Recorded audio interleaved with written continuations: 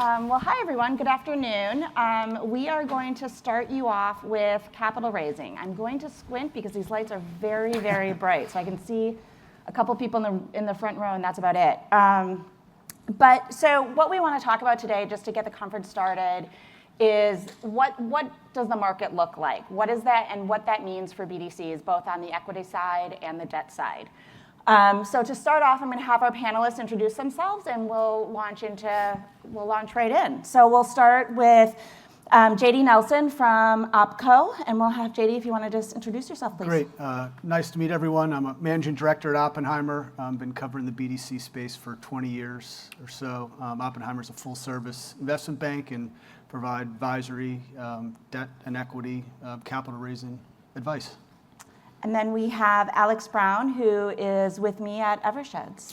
Yep, Alex Brown. I'm a counsel at Eversheds Sutherland in the finance practice group. So I focus on the debt side of the house, representing BDCs, private funds, in lender finance, so getting leverage on their facilities, or on their portfolios rather. So including subscription lines, BDC asset level financing, and warehouses. Larry Herman, thank you for Eversheds for hosting and inviting us back. And it's nice to be the first panel versus the last panel typically. And there's actually a full set of room here, so thank you everybody.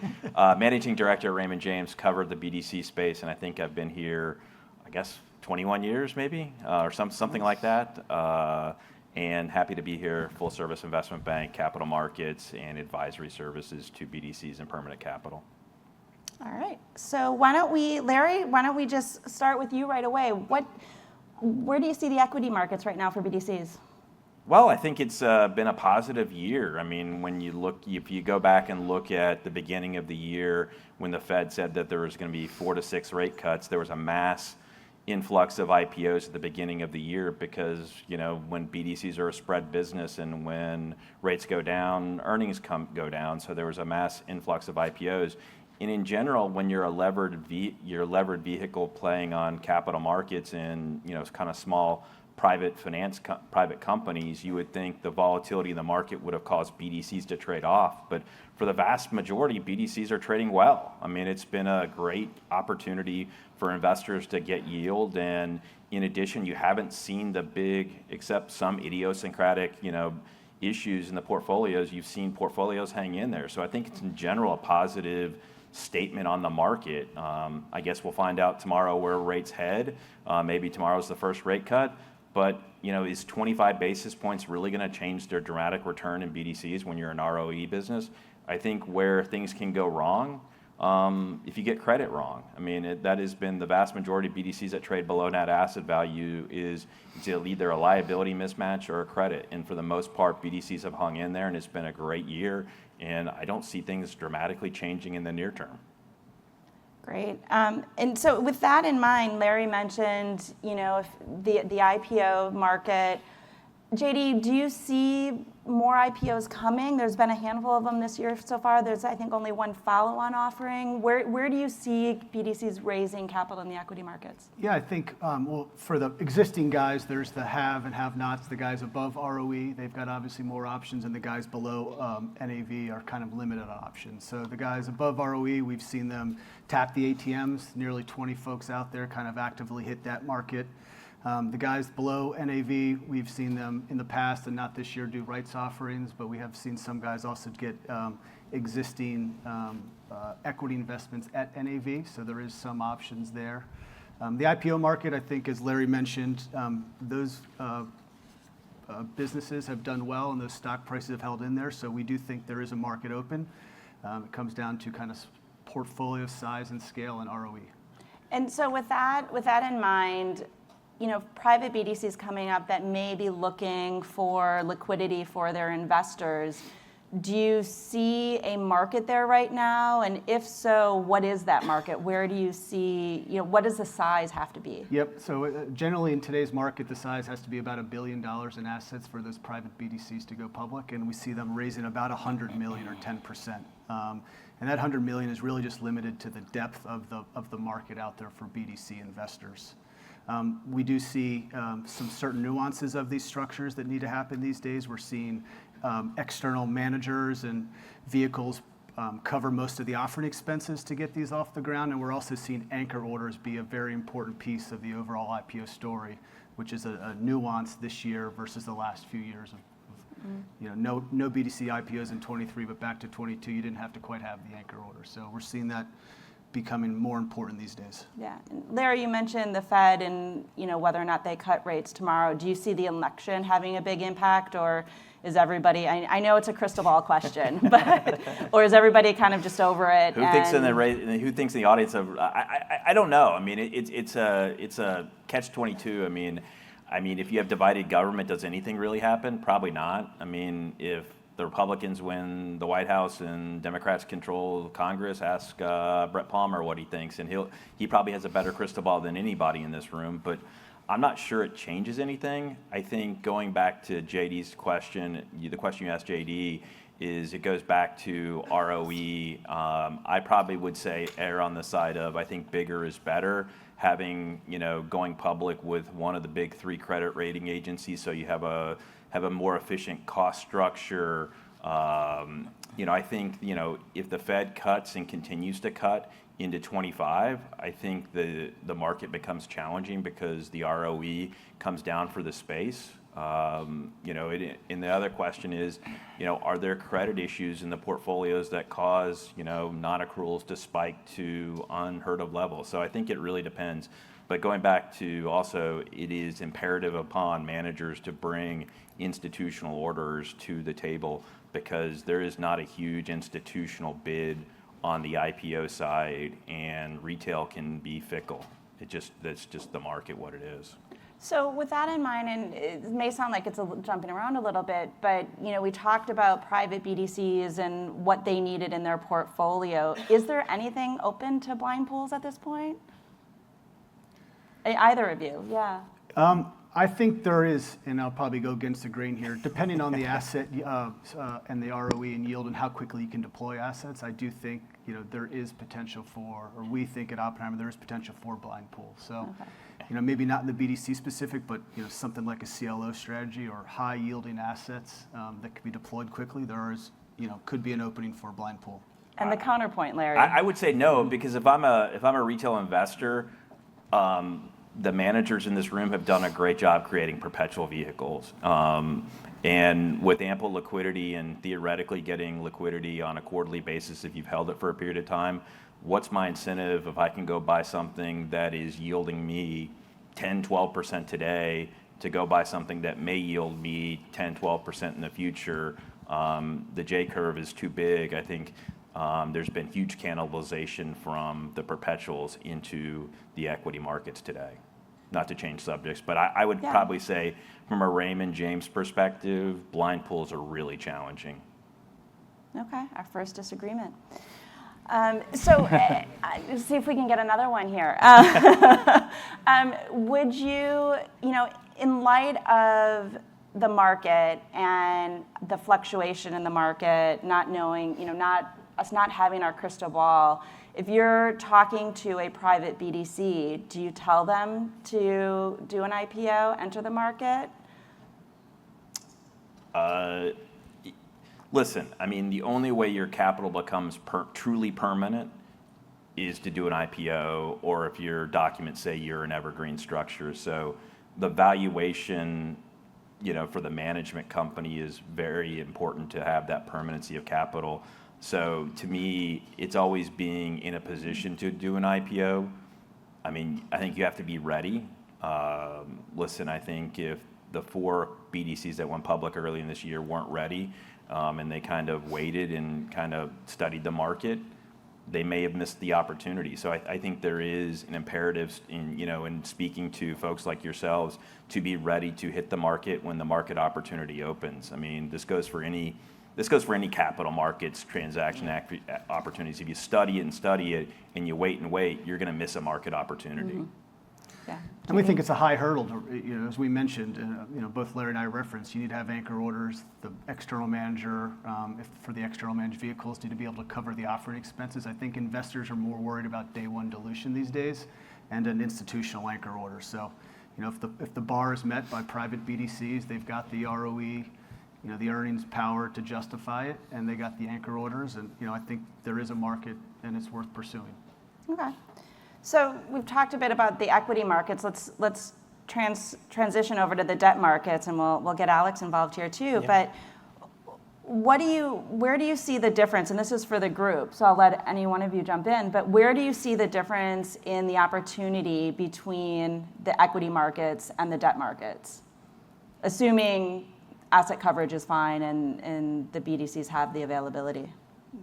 Yeah, I mean, just from my perspective, more on the credit facility side versus sort of the unsecured note world, right? Lenders are always looking for deals, right? So, even if pricing may be challenging, if rates are high, there's a lender probably out there who's willing to talk to you about it, right? Which may not always be the case in terms of striking while the iron's hot, like Larry was mentioning. So, JD? Yeah, I think the debt market is fairly wide open right now for investors. I think something like $14 billion has been raised already in the fixed income market this year. Rates are higher. I think investors are looking to lock in rates, expecting the Fed here to start cutting. So, I think it's easier to raise money in the fixed income market than it is in the equity right now. And I think the numbers speak for themselves in terms of what's been raised. I mean, I think, $14 billion this year, and we're only through, not even 9 months of the year. I think it's a pretty telling sign. Okay. Yeah, and I think you also have a big cliff in 25 into 26 of a big refinancing of liabilities out there. So many of the BDCs took advantage of low rates, post-COVID and into 21, so that there's rolling off. So I think if you look at the near-term maturities, there's probably $30+ billion of near-term maturities plus any new issuance to be refinanced in the next, call it 8, 12 to 24 months. So I think the market is there. I think there is slightly a bifurcated market, because if you look at, what is happening, and we tell clients this all the time, is that getting to a big 3 credit rating agency is a material difference in the way investors perceive your business. It is just the fact out there that, a BBB- rating from Fitch is better than, a smaller rating from a higher rating from any other rating agency. In addition, you've seen a bifurcation in the market of $300 million sort of index eligible deals are a lot easier to get done than a $100 million institutional deal. The bid is, there is quote unquote perceived liquidity out there, that they believe there's more liquidity in a bigger index eligible deal. So in that regard, obviously there are different structures, right? We have your rated notes that you're talking about. You have the baby bond deals. You have private notes, which seem to come on the market in the last couple of years, last year or so. When you talk about the refinancings coming up, where do you see that capital coming from for those refinancings? I would say most of it is in the index institutional bonds. That is where the vast majority of the capital is raised over the last, in 20 and 21. So you would see that they're bigger, $300+ million deals. So I think that is where the vast majority of the refinancing will happen. And then in addition, you have some of the smaller BDCs that we helped raise, sort of call it between $100 to $200 million of capital, where those need to be refinanced. So you will start to see those starting to be refinanced.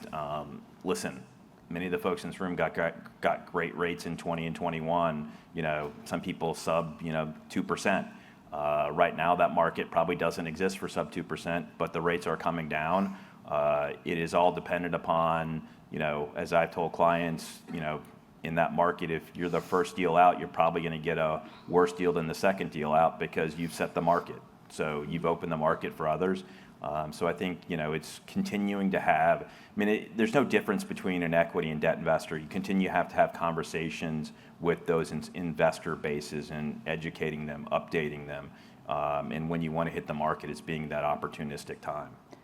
So Alex, talking about the different structures, we've heard about the market for them. What should this group be aware of when thinking about the different structures and the different types of terms? Mm-hmm. What should folks be aware of? Yeah, well, just on the refinancing point, right? A lot of these BDCs have, big credit facilities in addition to unsecured notes, which are permitted to exist. But after a certain period, when you start getting closer to maturity, they start dinging you in your borrowing base, right? So it's not like, oh, you got to refi it before maturity. It's really a 9-month kind of window, generally speaking.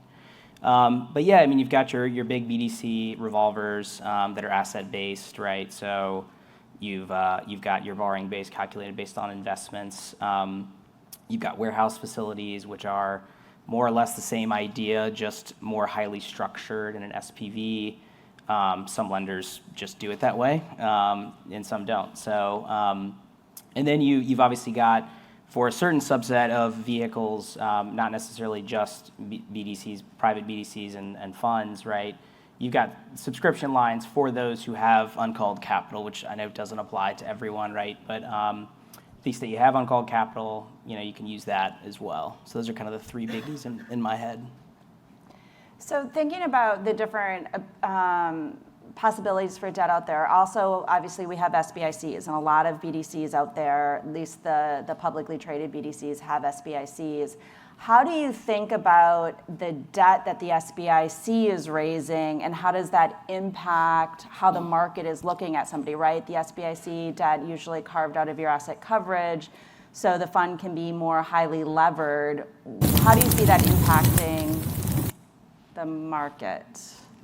Don't know what that was. I wasn't moving. Do you want to go, JD, or do you want No, me? you can go first. Yeah. Well, listen, I mean, it's debt. I mean, the good news is it doesn't count as your asset coverage test. I think investors, depending upon the investor, will look through that and say, you still have debt outstanding, you still owe interest on it. I mean, the issue with SBICs is as you get bigger and bigger, they become less relevant from the standpoint of, there's a cap on the amount of leverage. The good news is it's fixed rate for 10 years. I do think that many investors will look through, many investors will include that as they calculate, their view of your ability to cover, interest. And because my understanding is that collateral is separate and it's in a separate, subsidiary. So theoretically, if you default, I can't go after it. Mm-hmm.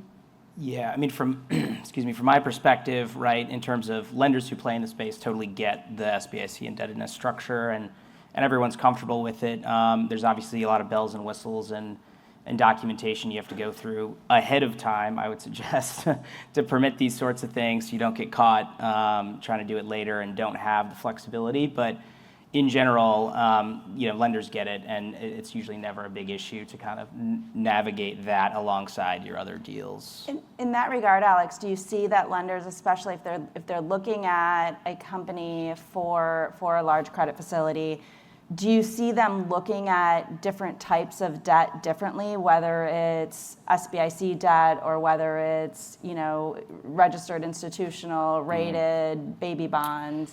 Yeah, I mean, the lenders, again, who play in the space get that BDCs raise, capital in the institutional note markets and baby bonds and the like, and they understand that, look, unlike a lot of other deals in the credit world where any permitted debt scares people, there's very much this feeling that, look, we get you're going to have this other stuff, and in the institutional note and all that stuff, it's unsecured, right? So I mean, they're not super freaked out like it would be if it were secured, right? On the SBIC indebtedness, it's like Larry was mentioning, that debt is sort of recourse just to that entity. So it's not scary from a lender's perspective in terms of permeating the larger, credit parties. That said, again, there's a lot of technical things you got to make sure work out from the perspective of there's guarantees that have to be given. They aren't full recourse guarantees, but there's certain things that need to be permitted in the docs so that basically you have the ability to do everything that you need to do to get debentures. And in addition, right, there's a term that probably a lot of you guys who have these facilities will see, financing subsidiaries, right? So you want to make sure that you have bells and whistles in your big BDC credit facilities that allow you to do certain things like warehouses and CLOs and all that stuff that you might want to do, because I can't tell you how many times we've come up on a deal. It's like, oh, we want to do this. And it's like, well, we talked about adding it in the document last time, but we decided not to because it was last minute, and now we got to do this rush amendment. So it comes up a lot more than you'd think. And even if you're not, you don't think you're going to do complicated stuff, you probably will. It takes some time. So.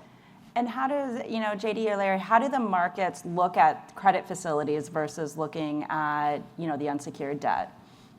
Or do they? I mean, I think they look at both, but in totality, and they want to see, from an investor side, you don't want to see all the assets encumbered by a credit facility. So you want to see a good mixture. I think what we saw with the Great Recession was that BDCs at that time generally had all their assets pledged to their credit facility, and you had some senior credit facility banks get a little schizophrenic-ish and started yanking lines. And so what we've seen over the last 10 years in this space is this massive rush of raising unsecured capital. I think banks like it because it provides additional capital below them. An investor likes it because it doesn't beholden them to a senior lender's ideas at the time. So I think folks want to see a mixture of both. Okay. And so just to change gears just a little bit, still talking about how to get capital into a BDC, Alex, what are you seeing for more, we'll start with what they are and then go to Larry and JD here, but what do you see for the more untraditional or now maybe becoming traditional capital sources? Yeah, I mean, JV is not debt of the entity, but I mean, it's just an interesting way to deploy capital in terms of doing joint ventures with other BDCs or similarly situated entities in terms of, getting it outside of your asset coverage treatment, getting a levered facility on the joint venture itself versus having it, up at your BDC or in a warehouse or otherwise. I also think that subscription lines, again, to the extent applicable to this world when uncalled capital exists, I think that's going to come back in full force a little bit more. It had a little bit of a slower pace, I would say, last year than the years prior, given some of the market dynamics with the bank failures who were very hot in the space. They're now starting to rate subscription lines, right, which is, again, I think be a big boon in terms of availability for that because insurance companies love rated stuff and they can then jump into the fray. Now it's a little bit different for them, right? Because sublines are usually revolvers. That's not really an insurance company thing. So we may see some dynamics moving on that front into sort of more term products with insurance companies as the stuff gets rated more and more. I know S&P, I believe it was S&P, put out some rating sort of dynamics and criteria around sublines. I believe this past summer or spring. So it's all fairly new stuff, relatively speaking. But again, I think it just is going to increase availability and options. So. Mm-hmm. So now JD and Larry, talking about sublines, talking about the availability there, do you see investors this is obviously more in the private front, right, where you have the capital call structures. Do you see the market looking at that when thinking about other debt providers? Unlike raising capital in the equity markets, your debt is more available to private BDCs. Do you see that having an impact, or people looking at how sublines and how they're impacting other credit facilities? I do not think that investors are really looking through that in the private market. I would generally agree. It's kind of out of sight, out of mind. Okay. Okay, so what about the other thing I think we see is warehousing of things and how that impacts building the portfolio. Do you see the market looking at that, or is it kind of an after the fact thought, you have a portfolio, we're going to look at it once it's there, we're not going to think about how you're getting the portfolio or where it's being raised?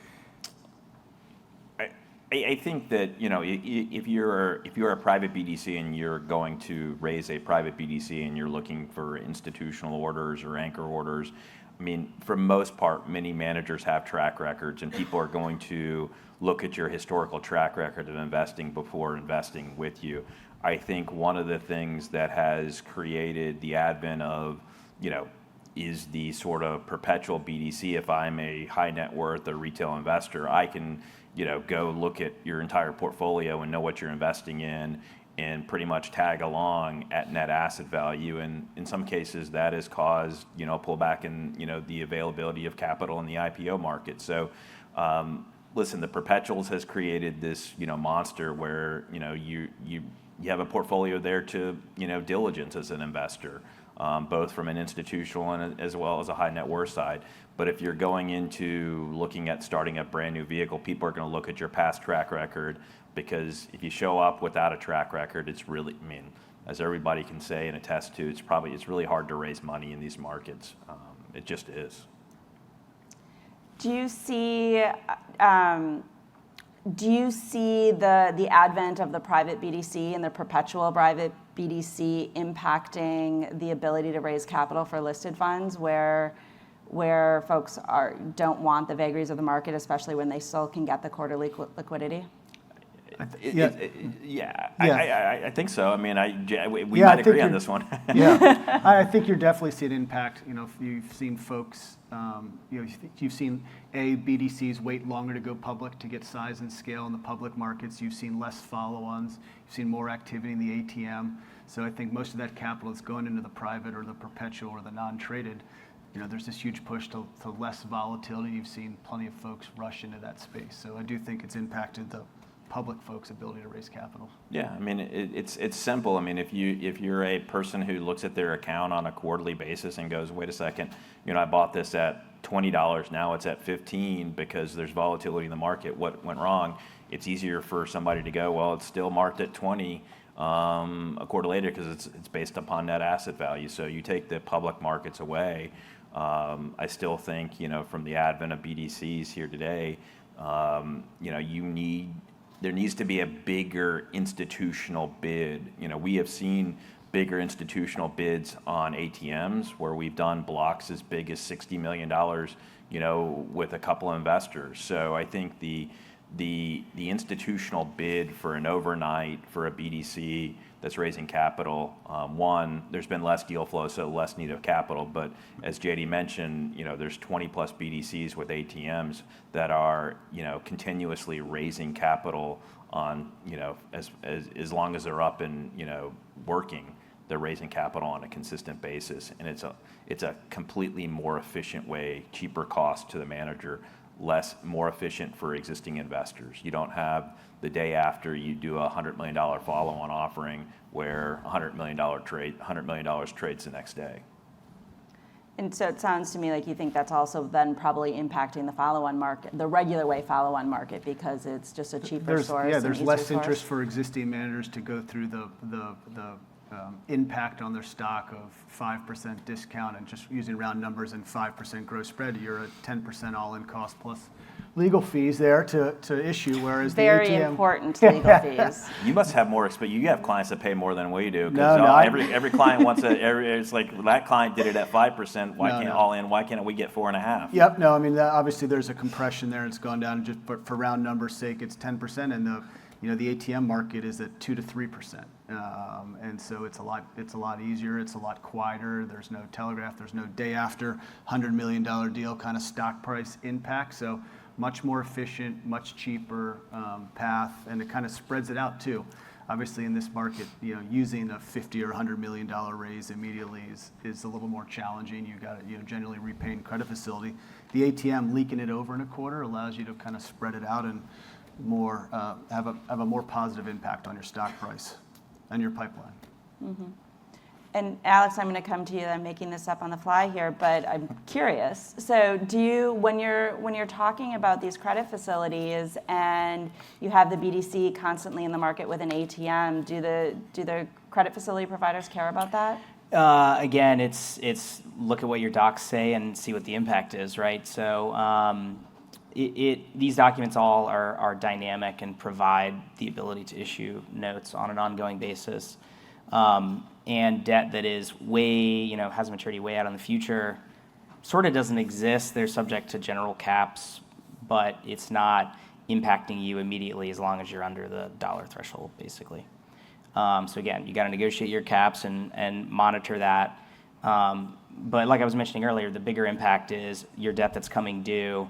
And again, you can negotiate around the fringes of these topics kind of when you're doing your deals, but generally speaking, when you get to that 9-month window of maturity, you pretty much have to refi it by then. Otherwise, the implications are very bad for your borrowing base, and you essentially can't borrow, or you may bust your borrowing base, frankly. So Again, like lenders get it. They get that you're going to be offering in the markets, but they want to know it can't be more than X a lot of times, right?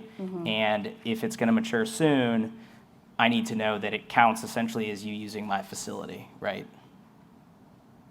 Very good. And so I think we're getting close to our time, maybe a little bit early, but just checking to see if you guys, going back to the crystal ball, what would you think the most, and I'll give each of you the opportunity here, but what do you think the most important thing is for a BDC, whether private or public or non-traded, looking to raise capital? Where should they be going? What should they be thinking about?